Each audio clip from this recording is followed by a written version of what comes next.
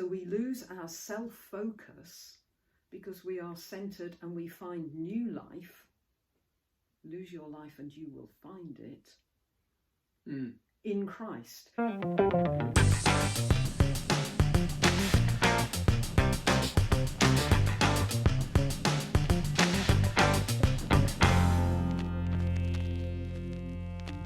Jeanette, here we are doing a vlog in Bishop Martin's continued absence, but in case our viewers don't know who you are, Jeanette, who are you?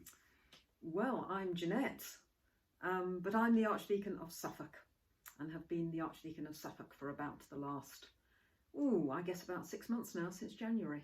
Great. Lovely. Well, thank you very much for participating in this vlog.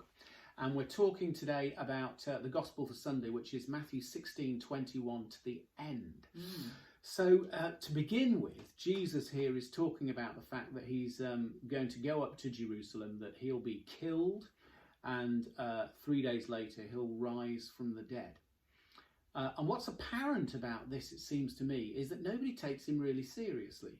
Because in the Gospels, on the third day, after he's been killed, nobody turns up at the tomb saying, it's 3 days later, we'll better get down to the tomb to see whether he's raised from the dead.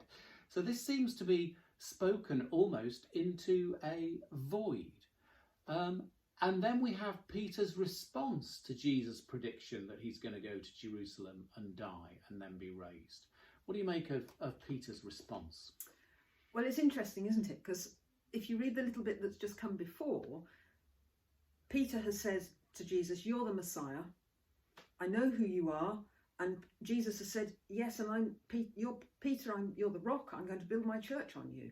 So from going from you're the rock, Peter, passionate and committed as he is to Jesus, then turns round and seems to be stopping Jesus in his tracks. And as Jesus says, you're not a rock, you're being a stumbling block. You're stopping me, or trying to stop me, from doing what I'm called to do. And of course, Peter was struggling with all his passion and commitment, totally for Jesus, but Jesus was not the person that he thought Jesus was. Because his image of Messiah was one who was going to come in power and rescue them from the Romans and so on. And suddenly he was having to think, this Messiah is one who is talking about suffering and cost. And that kind of reconfiguring in his mind of what that change meant and what it really meant to be a disciple of Jesus, not this victorious, but maybe this way of suffering. So I guess it's something for me about discipleship and working out what it means to follow Jesus. Does that make sense? Yeah, and then he talks a little bit, doesn't he, Jesus, about taking up your own cross, doesn't he? If we are to follow. And some people think that this is Jesus being a little bit nasty towards us, but I think the tone in which Jesus is speaking here might be kind of like quite matter of fact, just as in the same way that you don't learn algebra unless you've learned fractions, that you can't learn to swim unless you get in the water, so you can't possibly follow me unless you actually begin to take up your cross and follow me. And actually there's a law of life undergirding this, which is we actually, if we want to actually do anything effectively, we have to want to do what we don't want to do and not want to do what we do want to do, if you see what I mean. In other words, if I want to learn to play the piano, I'm going to have some discipline playing scales and the such like. That's just the way it is. If I want to be a good mathematician, I'm going to have to spend some time learning about multiplication and division and the such like. That's just how it is, which means I will have to forego other things. So there's something here about a dynamic of life that's at work here. But there's also something more here, because Jesus' cross is where he actually somehow absorbs the tyranny of evil and breaks it. And he's saying that we need to participate in this way for ourselves too, with him. And I love what Herbert McCabe, the great Dominican monk, said. He said, it's not that Jesus dies and rises in order that we don't need to die.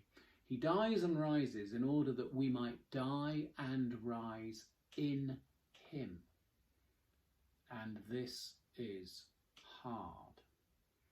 So there's something here about what Jesus is telling us about following his way, which is pretty profound, pretty sobering, but which also seems to me to have echoes in the dynamics of our life as well.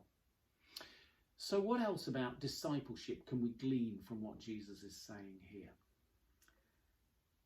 Well, that's interesting. You've talked about following, and of course, Jesus says to Peter, "Get behind me."